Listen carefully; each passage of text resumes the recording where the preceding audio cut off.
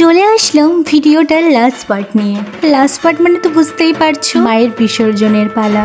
বাবার বাড়ির আদুরে মেয়ে আজ স্বামীর ঘরে ফিরছেন। মন খারাপ হলেও জানি এই টান তাকে আবার নিয়ে আসবে। প্রতিমার বিসর্জন হোক, ভালোবাসার নয়, এই শূন্যতা জানান দিয়ে যায় মা তুমি ছিলে, আছো আর থাকবে। মাকে বরণ করার জন্য সবকিছুই কিন্তু প্রস্তুত। বরণ ডালাটা কি সুন্দর করে সাজানো হয়েছে দেখো। এবার একে একে মাকে বরণ করা হবে। প্রথমেই মায়ের হাতের মধ্যে দিয়ে দেওয়া হলো পান সুপুরি। এটা আমাদের নিয়ম, দিতে হয়। প্রথমে বরণ করলো আমার বড় মা, তারপরে বরণ করছেন আমার মা।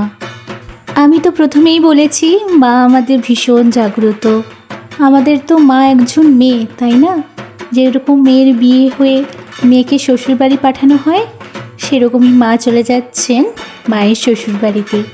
সবার চোখেই কিন্তু জল, কিন্তু মাকে তো হাসি মুখে যেতে দিতে হবে বলো।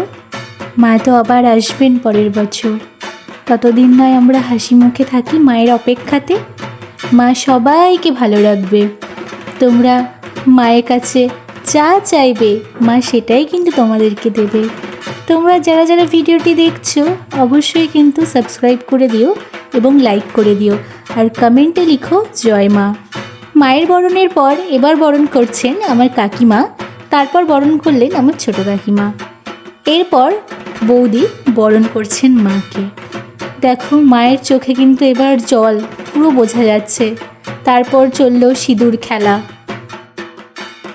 আমাকেও তো পরিয়ে দেওয়া হলো সিঁদুরের একটা টিপ। এরপর দেয়া হচ্ছে মাকে কনকাঞ্জলি। এবার তো মা চলে যাবে আমাদের ছেড়ে, আবার আসবেন পরের বছর। আমার না ভিডিওটা এডিট করতে করতে চোখে জল চলে আসছে।